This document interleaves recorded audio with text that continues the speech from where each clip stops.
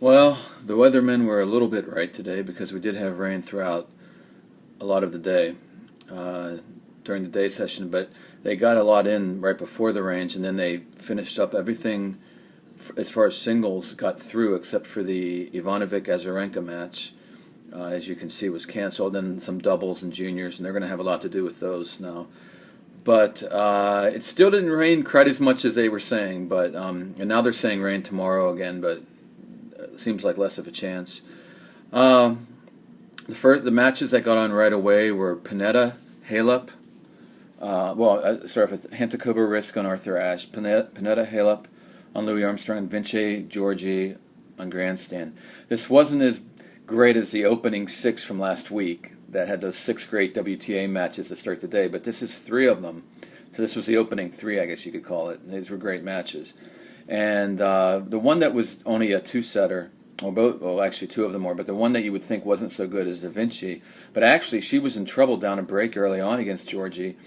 And then she started mixing it up like I said she might, and it frustrated Georgie like I said it might. So Georgie then, Vinci got the break back, broke again, and won that set. It was a struggle in the second set, too. I mean, Georgie didn't give up. I think Vinci went up two breaks, Georgie got one back, and then Vinci went up a break again. I think Georgie was a little fatigued, too. It didn't look like physical, more just mental. It's been, a little bit of a letdown for sure. She had a little bit of a letdown, but she still played tough. And if Vinci had not had a good game and didn't do her experience and her mixed aggression, she would have been in trouble. And she may not have won the first set, then it would have gotten really intense. So great job by Vinci. She's still on cue to get to the semis. Maybe one of my picks will come out right. This has been a crazy. I called it for upsets. I had the gut feeling there were going to be a lot of issues and upsets. But it looks like, in the end we're going to still have like Serena, maybe Azarenka, Murray, Nadal, Djokovic, the same people, which is kind of funny. Because I thought the upsets would lead to like maybe some surprises at the very end even. But so far, a lot of upsets, a lot of mixing in the draw like you had at Wimbledon, but it seems like we're heading towards the same kind of thing. Okay, so Panetta Halep was the other two-setter, but this was very difficult. Even the first set wasn't that easy. Panetta is on fire. She's being so aggressive. Again, I picked against her again. I guess when will I learn? I mean, I saw her the Friday of qualifying week, and she looked great. I was like in her warm-ups and her practice, and they were working on aggression. And with these lively balls this year, I just thought she'd have a great shot. Yet I pick against her every match. But it's because her draw. I mean, it seemed like she could easily lose to somebody. She did not have an easy draw, but Halep. I didn't see the Vekic match. It wasn't televised, and the other one, Karolinko, she was not pushed. You know what? She wasn't pushed by Vekic or Karolinko, and with her form right now, she was pushed by Watson, and that gave her some trouble. But I think she was a little sluggish coming off of New Haven. But the bottom line is, this is the first time a girl was really in form and really pushing her. And Halep comes off a little slow again. I think she's a little fatigued. But really came on strong in the second set, fired back from a breakdown, got the break back. I think she was serving. She went up a break. She was serving for the set when the rains came. They had like a 3.5 hour delay. By the time they came back out, Panetta was aggressive right on top of her again. And Halep started slow again. And Panetta broke right back. But then Halep broke again. Halep pumped it up again. And, she is in the probably better form than Panetta. I mean, she's had a great summer, a great year. She was able to go up 6-5 and was serving for this set again. And again, Panetta broke back. They got to the tiebreak, and then you could really see the fatigue from Halep. It was just coming in. It was slight. And again, if Panetta doesn't play fantastic, it doesn't happen. Halep wins again anyway. But it just, they had some huge rallies in the beginning of the tiebreak. Halep was really pushing her, but Panetta got everything back, and as soon as she had an opening, bam, she knocked a big one. The bottom line was, when there was a big shot to take from kind of out of position, Panetta was able to do it. And when Halep would try to do it, she'd get it into the net or hit in there. After losing some of those tough rallies in the beginning of the tiebreak, she went really off the plot and actually got down 6-1, if I recall correctly. She got a couple back, but then finally lost 7-3. So just a little bit of fatigue, and that's all that was. And the fact that Panetta's found some great form for this U.S. Open. And last but not least, and also, too, by the way, these girls were hitting through heavy conditions, but these light balls, lively balls, they were they were able to get through, but they were both really pounding. And that's kind of what kind of hurt Risk, to be honest. Risk could use a little lighter condition. Hantakova does, I thought these balls really benefited Risk a lot, and they do, but when I was looking at the match, Hantakova was just hitting it so flat at the very lower part of her racket, and it was just jumping and through the court, and getting through the court quick. Where Risk has a little more spin, a little bit of a heavier shot, and that heavy humidity yesterday was just holding on to that ball. So Hantakova was threatening, almost got a break early in the set, then finally got the break and served out. And her serves were she was just popping the serve with these lively balls. Again, more of a spin with Risk, so it wasn't kind of popping for her. I think Hantakova had 15 aces, unbelievable. The second set, Hantakova was still on Risk, got the early break, and then Risk finally just pumped her game up with her feet, which is exactly what you want to do. I mean, if you can't get it with the power from the baseline, and people like Wozniacki need to hear this, use your feet. Risk started like pumping her feet on returns, pumping them, getting to, more aggressive. She got the break back, and then it was, I think, 4-all at the rain delay. When they came out after the rain delay, Risk was going crazy. She was getting all aggressive like a football player. She's from Pittsburgh, so it was like a linebacker for the Pittsburgh Steelers. She was like pumping her feet, getting up on the baseline, getting in there, getting in the net. The return game, she was jumping all around, worse than Ferrer even on the service returns. I was surprised Hantakova didn't complain, but Hantakova was taken off guard. Risk held, got the break, and held out again and won 7-5. Something like that, whatever. But she got the games, won 7-5. Got to the second set, and Hantakova really, to her credit, played way better than I expected. This was the time where Hantakova starts to choke. Just like Makarova, now she hasn't had the Fed Cup experience as much. She's played Fed Cup, but hasn't had so much super success there. It's just being older. I think Risk is younger, and just, even though Hantakova's had an up and down year, she really held her nerve in the last set. She kind of, number one, the conditions were so heavy that even though the ball's lively, it's hard to just hit smack out winners all over the place. So Risk was just getting crazy, almost like a Dogopolov move, and started making a lot of errors. But it was because Hantakova calmed down, stayed steady, didn't try to fight back with too much more aggression, except that she just hit big serves and stuff. But she stayed off the baseline and just made sure to get those balls in, take her chances when she had them. And Risk started making a lot of errors. Got broken, and then almost got the break back. And again, Hantakova was real strong. On serve, when she needed big serves. And so she did use the lively ball when she needed. She was aggressive when she needed, but it was controlled. It was patient aggression. It was smart. Where Risk was kind of going crazy, and Risk couldn't get the break points. And then that just did her in. When she couldn't get those break points, she was broken again for 5-2. And then Hantakova just kind of aced it out. So really, Risk could have definitely won this. I wasn't so far off with that. But, again, just like Makarova, I've been wrong with both of them. They did not choke, and tons of credit to them. And I'm wondering about Ivanovic now. She plays today, or tomorrow, I'm sorry. She was supposed to play today, but I'm wondering if, she's now going to be the third that is usually a choker that's not going to choke. So, anyway, let's just jump down. We'll go through. Well, let's go. Robredo Federer. There's going to be tons of talk about this, and there already is.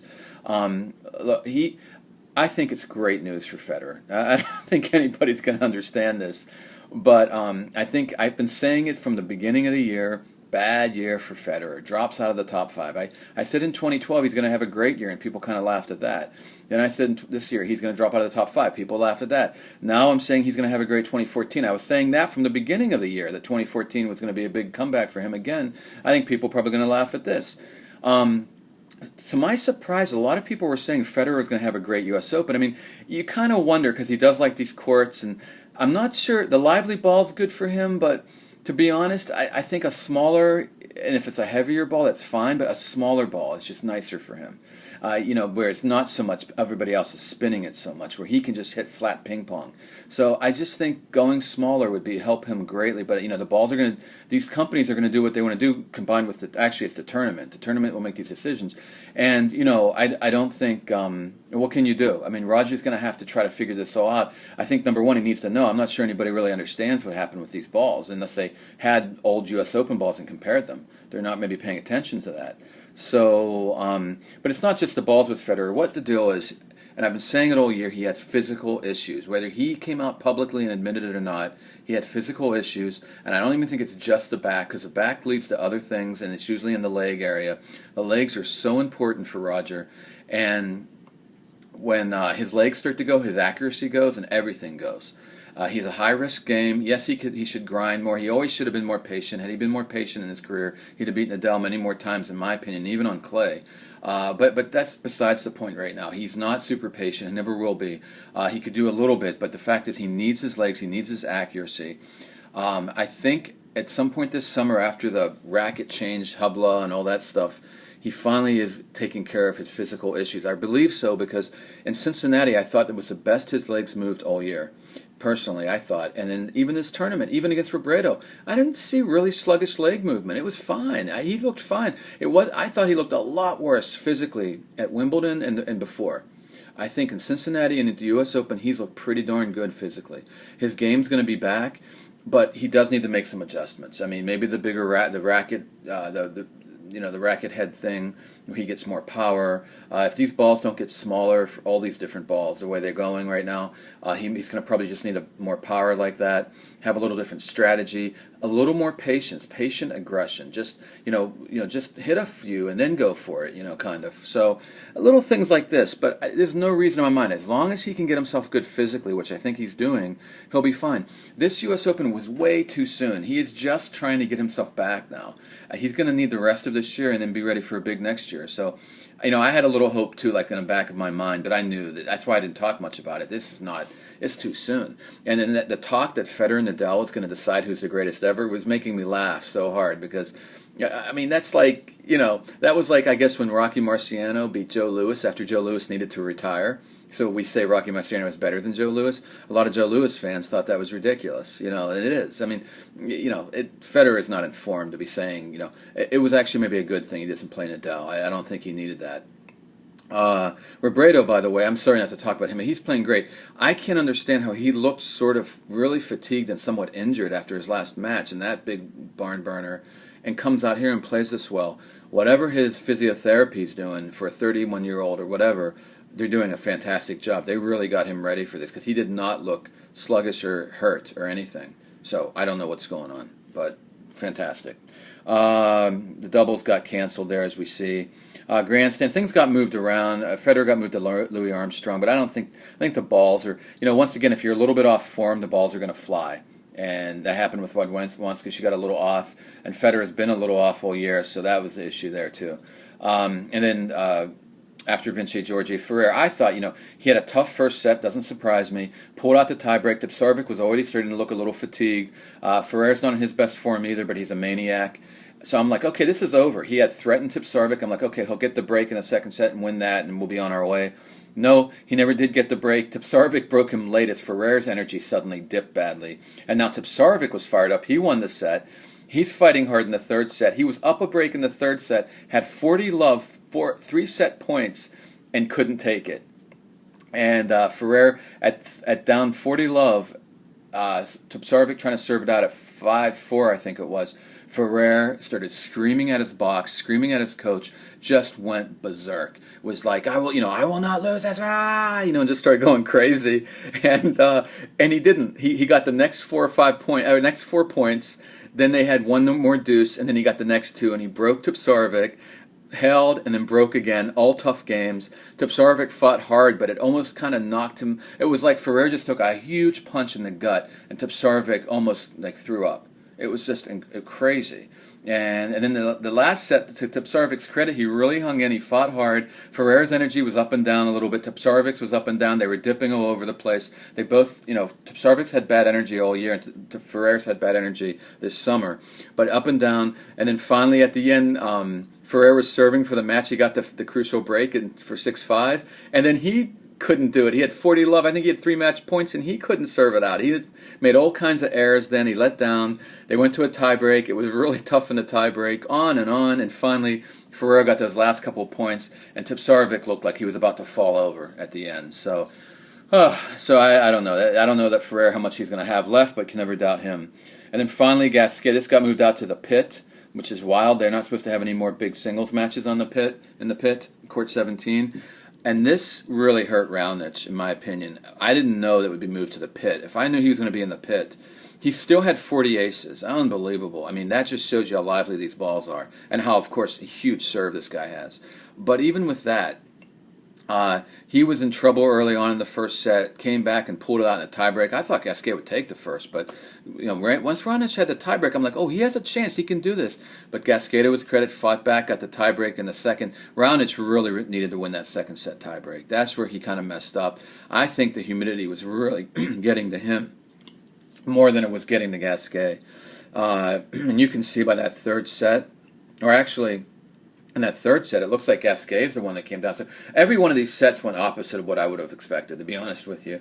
Raonic took the third. Gasquet in that third set, the fourth set tiebreak, he had chances. He kept messing them up, and you're like, okay, Raonic is going to get this. Raonic had match points, and then he double faulted at the end, and then he hit a weak one into the net or something, and it just a weak return in the net. So Raonic kind of let that go at the end. I think a little nerves with fatigue and the pressure, the whole thing. He really should have wrapped that up. He probably should have won the second set tiebreak and the fourth set tiebreaks. But Gasquet's very experienced, and I maybe underestimated that a bit. He's been in this trail a lot. In fact, we're seeing the same people at the end again, because these are the ones who know how to win in slams, and that's why I say Federer is going to do it again next year, because as long as his body's back, he knows how to win. They know these guys are the guys. Gasquet's been around now. He knows how to do this. He pulled out that amazingly somehow he just pulled it out of nowhere. He pulled out that fourth set. And then he finally won the, what was that there? He finally won the, let me get this. Well, I don't know why I can't get that on the screen, but he won that last set 7-5, getting a late break. So just an incredible match. And yeah, he's going to be exhausted now. Hey, but another guy that looked tired this summer, but maybe was saving up for the U.S. Open, though he still looks tired, but he's been fighting hard as heck. Raonic, keep working. All the giants seem to be getting knocked out again, and this is what keeps happening. We had a lot of different doubles, but a lot of it was canceled, so we'll move on to the next. Just double check. I don't want to miss anything here. Do we need to go back to Ash? Oh, yeah. I almost did. Okay. Nadal, yeah. Cole Schreiber was on fire, continuing to find form from his Isner match, gained some confidence. Blitzed Nadal in the first set. Nadal hung on, but finally in the tiebreak, Cole Schreiber took it. Cole Schreiber had his chances to go up 2-0, didn't take them. Nadal fought hard, as he always does, and he took it. And then Cole Schreiber started to wilt in the third set, but was still trying to hang on. And he even had break point in the first game of the last set. Could have went up 1-0 with the break and didn't get that, and then it was just done. He was like, I can't take anymore. Luckily there was no gun. He might have shot himself, but no, I'm just kidding. But obviously, it's just so frustrating against Nadal. I mean, it's the one thing is Federer's game, when it's not on, goodbye, quick. It just goes whack job. But Nadal, he doesn't expect to be on. I don't think this guy expects ever in his life that there's going to be anything else but a fight. I mean, I think he just comes out. He's never sure. I don't think, in some weird ways, and a lot of people will get upset that I say this, he doesn't have nearly the skills as Federer, let alone a lot of the other players. And I'm not trying to be weird. He's developed his game incredibly. So now he's volleying better than ever, and even returning service returns have gotten so much better this year. But this is hard work for him. The one thing he does do is an incredible whip with his forehand, and he has incredible athletic ability. Maybe the greatest athlete the game's ever seen, so don't get me wrong. I'm not saying he's not an athlete, but out of pure hand-eye coordination, racket skills, yeah, he's great, but not like some of the greatest ever. Not for sure he's not in the greatest ever area with that. He needs to work hard, but this is his talent. This is why he's one of the greatest ever, because he works so hard and he expects it. So, okay, Cole Schreiber jumps up on him. No big deal. It's just another day at the office, and we're going to have to work hard. This is not. Whereas Roger, it just was. I think it got so easy at some point in his career. It just seems like that anyway to me, and it's strange. It's just interesting, the psychology of it all. But okay, this has been a long one.